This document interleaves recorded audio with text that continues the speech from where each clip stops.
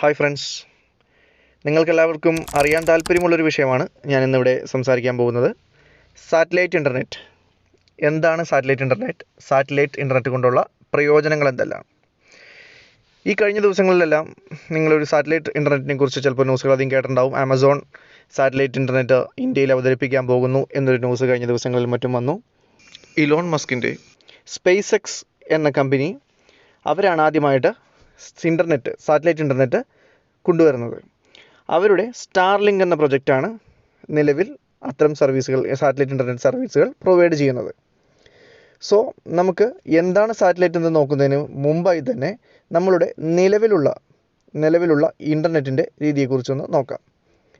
നമ്മളുടെ നിലവിലുള്ള ഇൻ്റർനെറ്റ് എന്ന് പറയുമ്പോൾ നമ്മളിപ്പോൾ ഒരു ബ്രൗസ് ചെയ്യുകയാണ്. അതായത് ഒരു www.facebook.com അല്ലെങ്കിൽ www.youtube.com ഇത് നമ്മൾ ബ്രൗസ് ചെയ്യുമ്പോൾ ഈ പാക്കറ്റ്സ് നേരെ നമ്മളുടെ വീട്ടിലിരിക്കുന്ന ആ റൂട്ടറിൽ നിന്ന് നേരെ ISPയുടെ DNS സെർവറിലേക്കുമായിരിക്കും പോകുന്നത്. അവിടെ നിന്ന് നേരെ ഫേസ്ബുക്കിൻ്റെ എവിടെയാണോ സെർവർ ഇരിക്കുന്നത് അല്ലെങ്കിൽ യൂട്യൂബിൻ്റെ എവിടെയാണോ സെർവർ ഇരിക്കുന്നത് ആ സെർവർ ഇരിക്കുന്നിടത്തോട്ട്, അതായത് ഇപ്പോൾ US അങ്ങാട് ആ പാക്കറ്റ് സഞ്ചരിക്കുകയും തിരിച്ച് അതിനുള്ള റിപ്ലൈ ഇതുപോലെ തന്നെ നമ്മളുടെ ISPയിലേക്ക് വരികയും അവിടെ നിന്ന് ISP DNSലേക്ക് വരികയും അവിടെ നിന്ന് നേരെ റൂട്ടറിലേക്കും അവിടെ നിന്ന് നമുക്ക് മൊബൈലിലേക്ക് അല്ലെങ്കിൽ കമ്പ്യൂട്ടറിലേക്കുമാണ് വരുന്നത്. ഇതാണ് നിലവിൽ നടക്കുന്ന ഒരു പ്രോസസ്സ്, ഇൻ്റർനെറ്റ് പ്രോസസ്സ് എന്ന് പറയുന്നത്. അതിൻ്റെ ടെക്നിക്കാലിറ്റിയിലോട്ട് ഞാൻ ആദ്യം പോകുന്നില്ല. ഇതാണ് നിലവിൽ നടക്കുന്ന ഒരു പ്രോസസ്സ്. സോ ഇവിടെ നിങ്ങൾക്ക് ഒരു ഡൗട്ട് വരാൻ സാധ്യതയുണ്ട്. കാരണം വെച്ചിട്ടുണ്ടെങ്കിൽ ഇത്രയും ഒരു രാജ്യാന്തര ഒരു ട്രാവലിംഗ് പാക്കറ്റ്സിൻ്റെ ട്രാവലിംഗ് നടക്കുന്നുണ്ട്. അപ്പോൾ അവിടെ എങ്ങനെയാണ് ഇത് പോസിബിൾ ആകുന്നു? നമ്മുടെ ലോക്കൽ ISP ആണോ അല്ലെങ്കിൽ അവിടെ വരെ വലിക്കുന്നത്, അല്ലെങ്കിൽ അങ്ങനെ ആ ഒരു കേബിൾ അവിടെ വരെ എത്തുന്നു, ഒരു ഫൈബർ കേബിളിംഗ് അല്ലെങ്കിൽ എവിടെ വരെ എത്തുന്നു എന്നുള്ളത്. സോ ഇവിടെ ഒരു സിമ്പിളാണ്, അധികം ഒന്നും നമ്മൾ ആലോചിക്കാനില്ല. അതായത് ഈ ISPസിനെ ഒരു 3ആയിട്ട് തിരിച്ചിട്ടുണ്ട്. ISP1, അതായത് tear ISP1, tear ISP2, tear ISP3, അങ്ങനെ 3, ടിയർ 1, ടിയർ 2, ടിയർ 3 അങ്ങനെ 3ആക്കി ഈ ISPസിനെ ഡിവൈഡ് ചെയ്തിട്ടുണ്ട്. അതിൽ ഈ രാജ്യാന്തര കേബിളിംഗ് നടത്തുന്ന, അതായത് കടലിനടിയിലും മറ്റും മറൈൻ കേബിളിംഗ് കാര്യങ്ങൾ നടത്തുന്ന ആ രാജ്യാന്തര കേബിളിംഗ് ടിയർ 1 കാറ്റഗറിയിൽപ്പെടുത്തും. ടിയർ 1 ISPകൾ അവിടെ നിലവിലുള്ളത് വെരിസോൺ, ലെവൽ 3, ANT തുടങ്ങിയ കുറേ കമ്പനികളാണ് അവിടെ നിലവിലുള്ള ആ ടിയർ 1 അവർ വലിയ ഭീമൻ കമ്പനികളാണ്. അവിടെ നിന്നും ആ ISPകൾ, ടിയർ 1 ISPകളിൽ നിന്നുള്ള അടുത്തതാണ് ISP2, ടിയർ 2 ISP. അതായത് അവർ ഇന്ത്യക്കുള്ളിൽ, രാജ്യങ്ങൾക്കുള്ളിൽ, ഏതാ രാജ്യം, ഇപ്പോൾ ഇന്ത്യക്കാണെങ്കിൽ ഇന്ത്യയുടെ ഉള്ളിൽ അല്ലെങ്കിൽ രാജ്യത്തിൻ്റെ ഉള്ളിൽ ഈ കേബിളിംഗ് ചെയ്യുന്ന ആൾക്കാരാണ്, അതായത് ഫയർബിൾ കേബിൾ വലിക്കുന്ന ആൾക്കാരാണ്. അവരെയാണ് ഈ ടിയർ 2 കാറ്റഗറിയിൽ പെടുത്തുന്നത്. അവിടെ നോർമലായിട്ട് BSNL, എയർടെൽ, റിലയൻസ് തുടങ്ങിയവയെല്ലാം ആ ടിയർ 2 കാറ്റഗറിയിൽ പെടുന്നതാണ്. മൂന്നാമത് വരുന്നതാണ് ലോക്കൽ ISP, അതായത് നമ്മളുടെ ചുറ്റുമുള്ള ഇപ്പോൾ ഏഷ്യാനെറ്റ്, കേരള വിഷൻ അങ്ങനെയുള്ള നോർമൽ ടിയർ 3 വരുന്ന ലോക്കൽ ISPs ആണ്. അവിടെ നിന്നും ലിങ്ക് പിടിച്ചിട്ട് ഒരുപാട് പേരൊക്കെ കൊടുക്കുന്നുണ്ട്. സോ അതാണ് ആ ഒരു കാറ്റഗറിയാണ് തേർഡ് കാറ്റഗറി, ടിയർ 3 കാറ്റഗറിയിൽ വരുന്നത്. സോ ഇങ്ങനെ 3 കാറ്റഗറി ആയിട്ടാണ്, ടിയർ 1, ടിയർ 2, ടിയർ 3 ആയിട്ട് 3 കാറ്റഗറി ആയിട്ടാണ് ISPs ഈ ഒരു കേബിളിംഗ് നടത്തുന്നത്.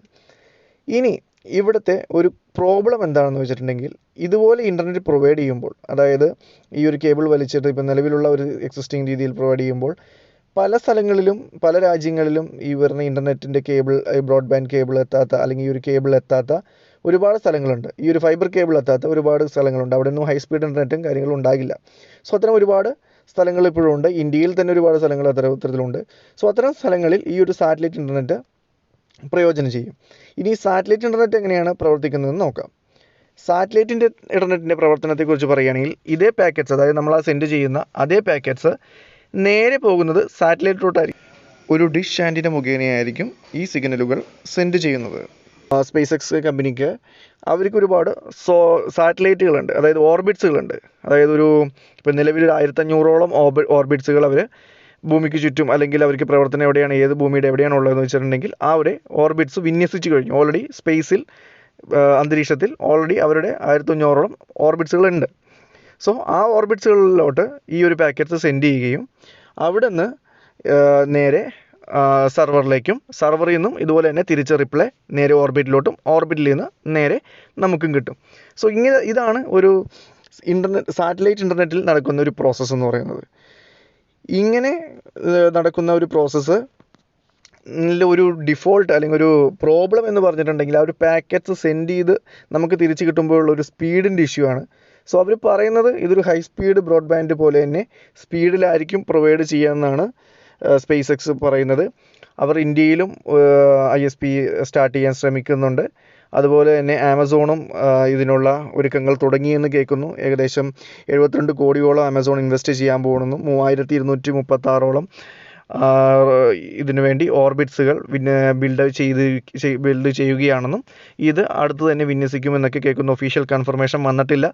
എന്തായാലും ഈ ഒരു വരും കാലഘട്ടത്തിൽ തന്നെ നമുക്ക് ഈ ഒരു സാറ്റലൈറ്റ് ഇൻ്റർനെറ്റ് നമുക്ക് ഇവിടെയും കാണാൻ പറ്റും. അതായത് നമ്മുടെ ഇന്ത്യയിലും കാണാൻ പറ്റുമെന്ന് വിചാരിക്കുന്നു. ഓൾറെഡി ഇവരൊരു 12ഓളം രാജ്യങ്ങളിൽ ലോഞ്ച് ചെയ്തിട്ടുണ്ട്. സോ നമുക്കും അതിൻ്റെ ഒരു ഗുണഫലങ്ങൾ ഉപയോഗിക്കാൻ സാധിക്കും എന്ന് വിചാരിക്കുന്നു. നിങ്ങൾക്ക് എന്താണ് ഇൻ്റർനെറ്റ് സാറ്റലൈറ്റ് എന്നുള്ളതിൻ്റെ ഒരു ചെറിയൊരു രൂപമെങ്കിലും ഈ ഒരു വീഡിയോയിലൂടെ കിട്ടിയെന്ന് വിശ്വസിക്കുന്നു. വീഡിയോ കണ്ടതിന് നന്ദി. Thank you so much. Support ചെയ്യുക, ലൈക്ക് ചെയ്യുക, ഷെയർ ചെയ്യുക. അടുത്തൊരു വീഡിയോയിലേക്ക് കാണുന്നതുവരെ താങ്ക് യു. ബൈ.